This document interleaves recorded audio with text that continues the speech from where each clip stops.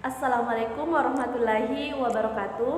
Perkenalkan, kami dari Program Studi Pendidikan Teknologi Pertanian, Fakultas Teknik, Universitas Negeri Makassar. Pada kesempatan kali ini, kami akan mempresentasikan tugas dari mata kuliah Perencanaan Pembelajaran yang membahas tentang perkembangan bahan ajar. Terlebih dahulu saya akan memperkenalkan anggota dari kelompok kami, yaitu yang pertama Jendri Kristo, yang kedua ada Rahmatullah, yang ketiga Widya saya sendiri, yang keempat Afiatul Nahda, yang kelima Nur Wahyuni Jamal, yang keenam ada Arindra Ristalia Saputra, dan yang terakhir Sri Ageng Reski. Baik, untuk mengefisienkan waktu, saya persilahkan kepada pemateri untuk memaparkan materinya. Pertama, latar belakang. Pembelajaran selalu berkaitan dengan bahan ajar. Bahan ajar sendiri perlu dilakukan untuk pengembangan yang sesuai dengan kebutuhan siswa dan faktor lainnya. Pengembangan bahan ajar dapat dipengaruhi oleh banyak hal dengan selalu memperhatikan prinsip dan karakteristik dari bahan ajar tersebut. Apa itu bahan ajar? Menurut Prastowo 2015, bahan ajar adalah semua bahan seperti informasi, alat, atau teks disusun secara sistematis yang menampilkan kompetensi utuh yang akan dikuasai peserta didik dan digunakan dalam proses pembelajaran dengan tujuan perencanaan dan menelaah implementasi pembelajaran yang dapat membantu guru dalam kelas. Beberapa ahli juga berpandangan bahwa bahan ajar yaitu seperangkat materi yang disusun secara sistematis sehingga tercipta suasana yang memungkinkan peserta didik belajar. Bahan ajar yang dimaksudkan yaitu berupa bahan tertulis maupun bahan yang tidak tertulis. Jenis-jenis bahan ajar.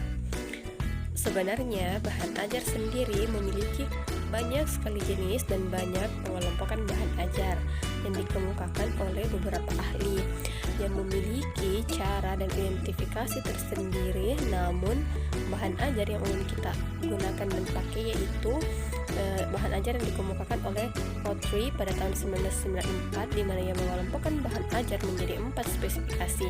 Yang pertama yaitu bahan ajar cetak seperti buku, kamus, panduan, peta, koran, dan lainnya. Yang kedua bahan ajar teknologi seperti siaran video, siaran radio, video interaktif, dan banyak lagi. Yang ketiga bahan ajar praktikum yaitu seperti lembar observasi, kit sains, dan sejenisnya. Nah, yang terakhir adalah bahan ajar keperluan interaksi manusia seperti video konferensi atau telepon. Biasanya bahan ajar ini digunakan untuk pembelajaran jarak jauh. Selanjutnya, peran bahan ajar. Untuk guru, penghematan waktu guru dalam mengajar. Guru sebagai fasilitator diwujudkan dengan fasilitas bahan ajar, proses pembelajaran lebih efektif, interaktif, dan metode bervariasi. Untuk siswa, kemudahan belajar tanpa guru, waktu belajar efisien, belajar bisa sesuai dengan pilihan dan kecepatan belajar serta lebih mandiri. Untuk pembelajaran klasikal, dapat dijadikan bahan yang tidak terpisah dengan buku utama, pelengkap buku utama untuk meningkatkan motivasi belajar dan menjadi media penjelas antar topik satu dan lainnya. Untuk pembelajaran individual, media utama penunjang dalam belajar mandiri dan pemberi informasi bagi siswa. Untuk pembelajaran kelompok, bahan terintegrasi dalam belajar kelompok dan pendukung bahan belajar utama lainnya. Prosedur pengembangan bahan ajar. Memproduksi atau merevisi bahan ajar yang akan digunakan untuk mencapai tujuan pembelajaran yang telah dirumuskan. Memilih bahan ajar terbaik yang akan digunakan untuk mencapai tujuan pembelajaran. Bentuk bahan ajar yang perlu dibuat dan dimodifikasi sehingga dapat memenuhi tujuan pembelajaran. Bentuk bahan ajar yang perlu dibuat dalam mencapai tujuan pembelajaran. Faktor yang dipertimbangkan dalam pengembangan bahan ajar. Alasan pengembangan bahan ajar menurut Direktorat SMA tahun 2008. Yang pertama itu ketersediaan bahan sesuai tuntutan kurikulum atau harus selaras dengan kurikulum yang berlaku. Yang kedua, karakteristik sasaran harus meliputi lingkungan sosial, budaya, geografis maupun tahapan perkembangan siswa. Yang ketiga, pengembangan bahan ajar harus dapat menjawab atau memecahkan masalah atau kesulitan dalam belajar. Menurut Haryanto tahun 2008, ada beberapa aspek patokan yang dipertimbangkan dalam pengembangan bahan ajar. Yang pertama adalah konsep atau suatu ide. Yang pertama adalah konsep atau suatu ide atau gagasan.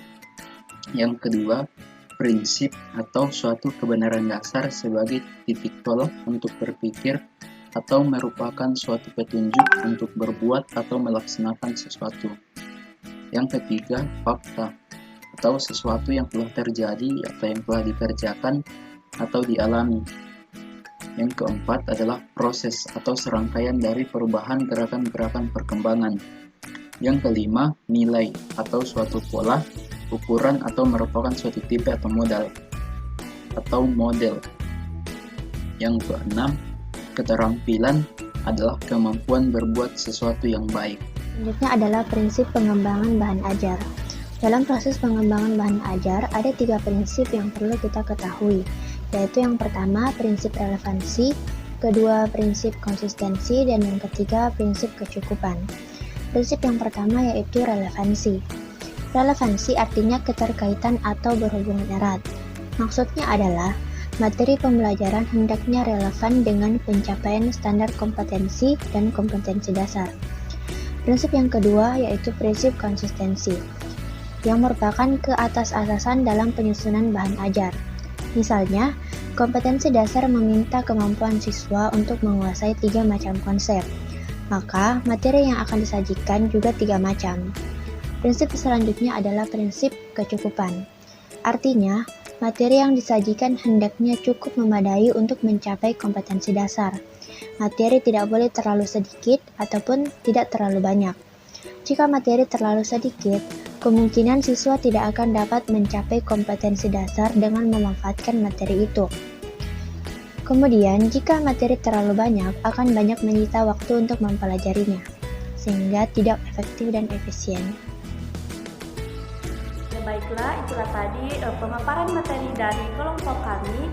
Jadi dapat disimpulkan bahwa pengembangan bahan ajar sangat membantu dan mempengaruhi banyak hal, dimulai dari siswa yang lebih aktif dan dalam belajar, kemudian mempermudah siswa dalam mengerti akan materi yang diajarkan, dan siswa menikmati pelajaran tanpa ada rasa bosan.